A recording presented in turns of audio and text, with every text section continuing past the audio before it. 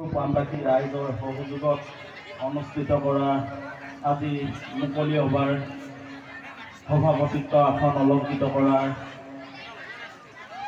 বিক্ৰম গগৈ ডাঙৰীয়া, আমাৰ আজি সভাত আমাৰ লগতে উপস্থিত থকা ধেমাজি জিলাৰ জ্যেষ্ঠ অধিবক্তা সন্মানীয় বুৰ গগৈ ডাঙৰীয়া আৰু এসময়ত মই কেন্দ্ৰীয় সমিতিৰ নেতৃত্ব প্ৰদান কৰা ছাত্ৰ মুক্তি সংগ্ৰাম সমিতি বৰ্তমানৰ ধেমাজি জিলা সমিতিৰ সন্মানীয় সভাপতি অভিজিত খনিকৰ ডাঙৰীয়া প্ৰমুখ্যে কৰি আজি মঞ্চত উপবিষ্ট সকলো গণ্যমান্য বৰেণ্য ব্যক্তিসকল আৰু শ্ৰদ্ধা ৰাইজ, যিহেতু আপোনালোকৰ সকলোৱে টোপনি ধৰিছে, গতিকে বেছি বক্তব্য নাৰাখোঁ। ময়ো মঞ্চত থাকোঁতে হামিয়াই আছোঁ, গতিকে আপোনালোকৰ ওচৰত কেৱল দুটা কথা কৈ যাম বুলি আহিলোঁ।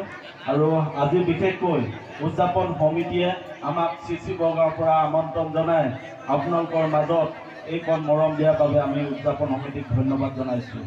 কাৰণ আপোনালোকে জানে যে আমাৰ এটা সংগ্ৰামী ইতিহাস আছে আৰু আমি সংগ্ৰামৰ মাজেৰে আজি আমাৰ জীৱনটো অতিবাহিত কৰিছোঁ।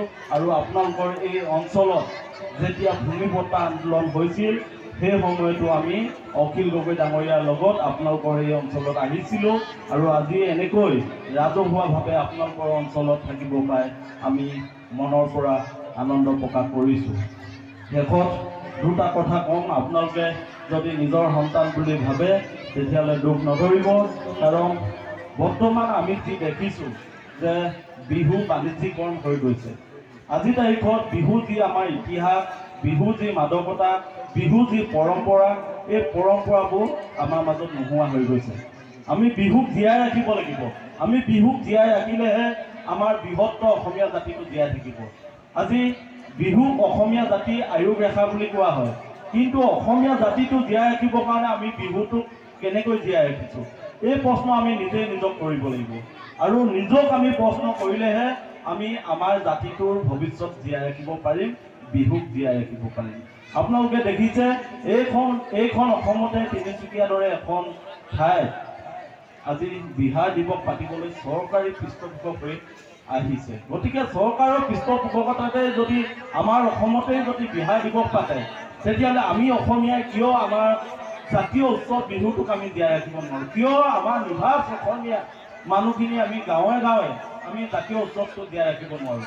এই কথাখিনি আমি নিজে নিজক বুজিব লাগিব, নিজে নিজক প্ৰশ্ন কৰিব লাগিব আৰু আমাৰ বিহুটোক আমি আগুৱাই লৈ যাব লাগিব। উপৰোক্ত বক্তাসকলে বিহু সম্পৰ্কত বহুকেইটা গুৰুত্বপূৰ্ণ কথা কৈ গ'ল আৰু তেওঁলোকৰ বক্তব্যত আমি একমত। তাৰপিছতো আমি কওঁ, মৰ্মে মৰ্মে উপলব্ধি কৰোঁ। আজি চাওক, আমাৰ চোতালত হুঁচৰি নোহোৱা হ'ল।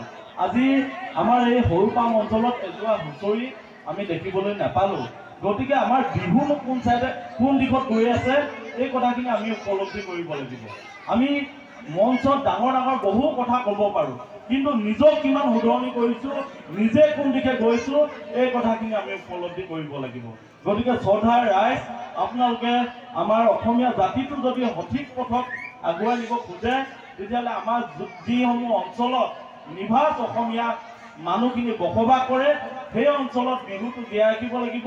আৰু বিহু আমি কেনেকৈ উদযাপন কৰিব লাগিব? আমাৰ গাঁৱৰ মানুহখিনি একত্ৰিত হ'ব লাগিব, সকলোৱে জাতীয় সাজপাৰ পৰিধান কৰিব লাগিব আৰু জাতীয় সাজপাৰ পৰিধান কৰি আমি বিহুটোক আমি জীয়াই ৰাখিব লাগিব। সকলোৰে মাজত শৃংখলাবদ্ধতা থাকিব লাগিব। কিন্তু আজি আমি দেখিছোঁ যে বিহু মেলাসমূহত শৃংখলাবদ্ধতা নোহোৱা। গতিকে আমি বিহুখন জীয়াই ৰাখিব হ'লে এই কথাবোৰ প্ৰথম শুধৰণি কৰিব লাগিব। আমাৰ বহু বিহুৰ ওপৰত বিশ্লেষক আছে, কিন্তু তেওঁলোকে এই কথাবোৰ নকয়।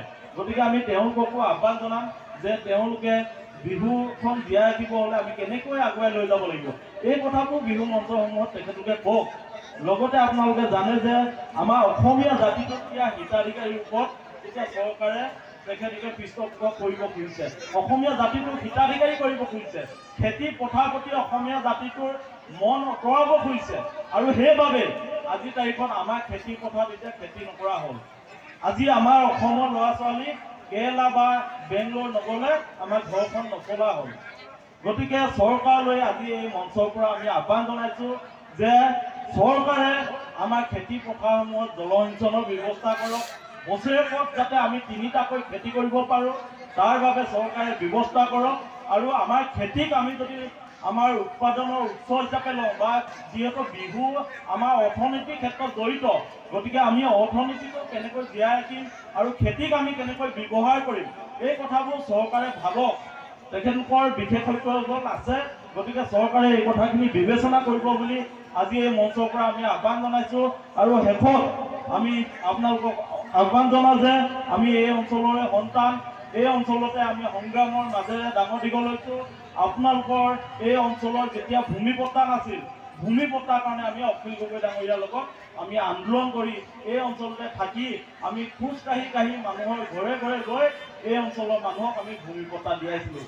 গতিকে ৰুদ্ৰ ভূঞা বুলি চিচি বগাৰ পৰা ল'ৰাজন আহিছিলে, এইখিনি কথাকে ক'লে, আৰু কওঁতে যদি কিবা ভুল হৈছে তেতিয়াহ'লে নিজৰ সন্তান হিচাপে ক্ষমা কৰিব। ধন্যবাদ। জয় আইঅসম।